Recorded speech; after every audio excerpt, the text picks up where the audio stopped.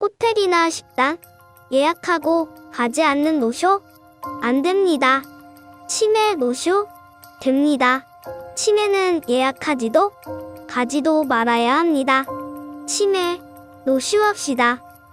이번엔 소설 속 치매 이야기입니다.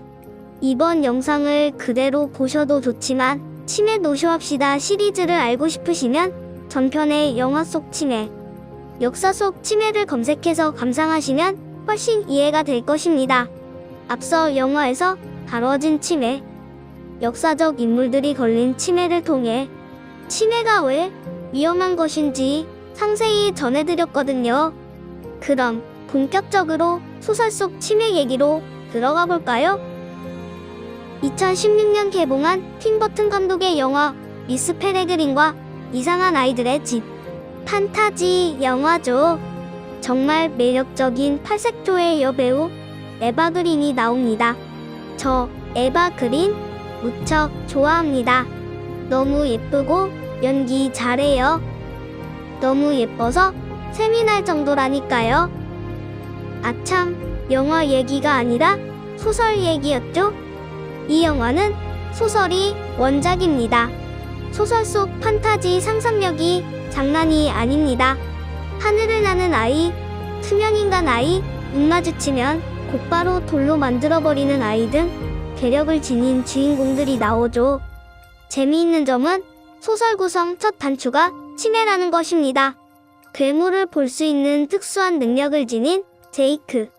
제이크의 할아버지는 제이크에게 어렸을 때부터 루프 세계 속에 있는 페레그린과 이상한 아이들 이야기를 귀에 못이 박히도록 해줍니다. 제이크는 현실과 상상 속에서 정신착란 증상까지 보이며 정신치료까지 받게 되죠. 주변에선 할아버지가 치매에 걸렸다고 쑥덕거립니다. 허상 속에서 산다고 하면서 말이죠. 할아버지가 얘기한 환상 속 세계, 이를 찾아가는 제이크, 그리고 아이들과 힘을 합쳐 누나를 파먹는 괴물을 물리치는 게 소설의 줄거리죠. 그러니 치매라는 소재는 소설의 뿌리라고 할 수 있습니다. 그렇지만 이건 애교죠. 치매가 얼마나 위험하고 가족들을 힘들게 하는지, 주변을 얼마나 고통스럽게 하는지, 그런 치매의 본질은 이 소설에선 나오지 않죠. 치매가 주제가 아니니까 당연히 그랬을 겁니다. 치매에 관련해 눈물 나는 스토리는 아마 신경 속 소설 엄마를 부탁해가 대표적일 겁니다. 소설 속 첫 문장이 엄마를 잃어버린 지 일주일째다입니다. 가슴 먹먹하죠. 단박에 엄마가 치매에 걸렸구나, 그래서 잃어버렸구나 하는 생각을 갖게 합니다. 치매에 걸린 엄마가 실종됐고 그 엄마를 찾아다니면서 엄마의 존재와 소중함을 깨닫게 된다는 게 소설의 줄거리입니다. 늘 한자리에서 자식을 지켜주던 엄마, 그걸 당연하게 여겨왔던 자식. 그런 엄마가 치매에 걸리고 그런 엄마의 과거를 유추하면서 엄마에 대한 고마움과 미안함을 깨닫는다는 게 소설의 줄기입니다. 소설을 읽으면서 혹은 다 읽고 난 뒤 만약 내 엄마가 치매에 걸린다면이라는 가슴 쓰라린 가정을 하지 않을 수 없는 소설, 이게 엄마를 부탁해입니다. 우리 시대 어머니 얘기인 박완서 작품 환각의 답 역시 가슴 뭉클한 치매 소재 소설입니다. 젊어서 과부가 돼 힘들게 새아이를 키워낸 어머니, 지금은 노인이 돼 치매 증상을 보이고 있는 어머니. 어머니는 딸의 집도 아들의 집도 편하지 않습니다. 평생을 자식을 위해 희생했지만 자식들은 오히려 구박을 합니다. 어머니의 시선은 그 옛날 종암동으로 가 있습니다. 생계를 위해 한때 하숙을 쳤던 그 종암동의 삶. 각박하고 힘들었지만 어머니로선 그때가 가장 행복했습니다. 하숙을 치면서 자식들 입에 풀칠할 수 있었던 그때, 그날의 행복을 가슴속에 간직해왔으니 치매에 걸린 지금 그때만 생각나는 것은 당연할지 모릅니다. 옛날 종암동 집과 닮은 어느 포교원에서 마음의 안식을 찾는 어머니. 어머니에게 위로가 되는 것은 현재의 자식, 현재의 가족이 아닌 그 옛날 종암동의 삶이었던 겁니다. 가난과 극복, 돈과 물질 문명, 명예와 자긍심. 이 모든 게 뭐가 중요할까요? 치매 앞에선 참으로 모든 게 다 소용없음을 소설은 말해줍니다. 불치의 병, 치매에 관한 일종의 우리 시대의 어머니에 대한 보고서가 아닐까 합니다.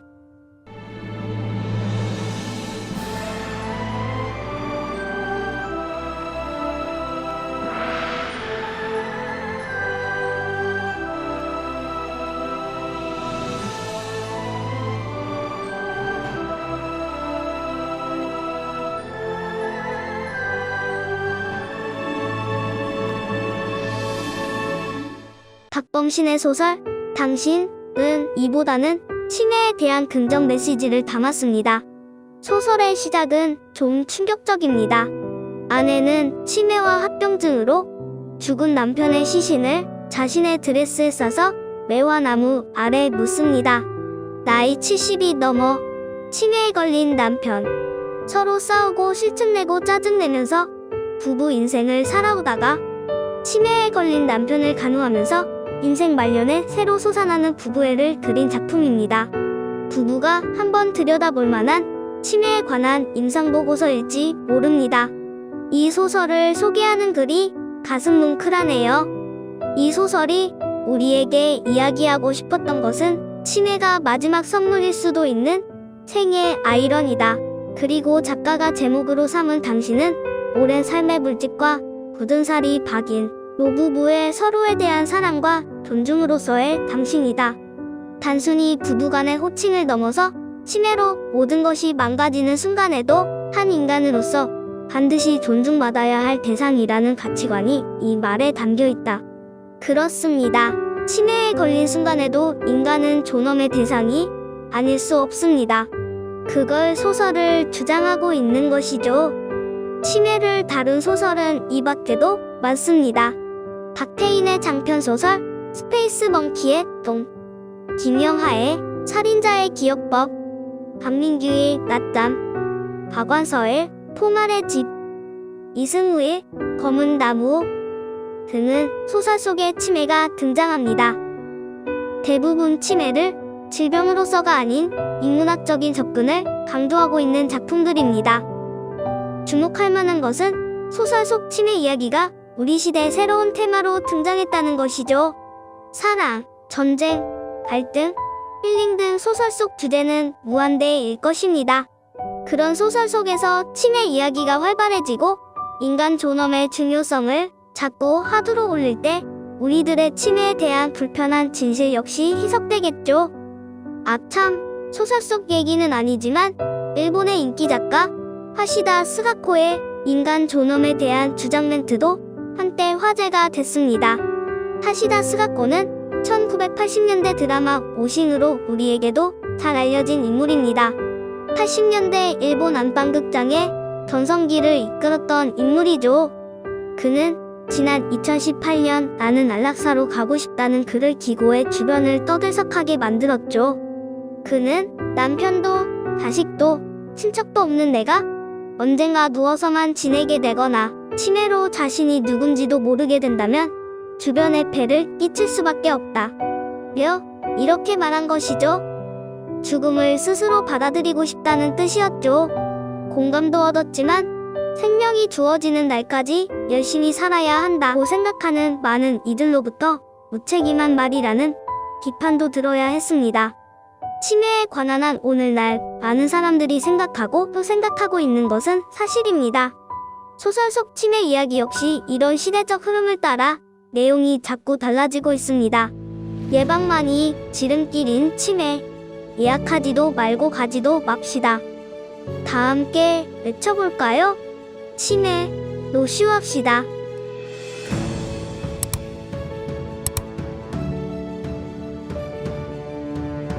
전편이 궁금하신 분들은 들여다봐 주세요.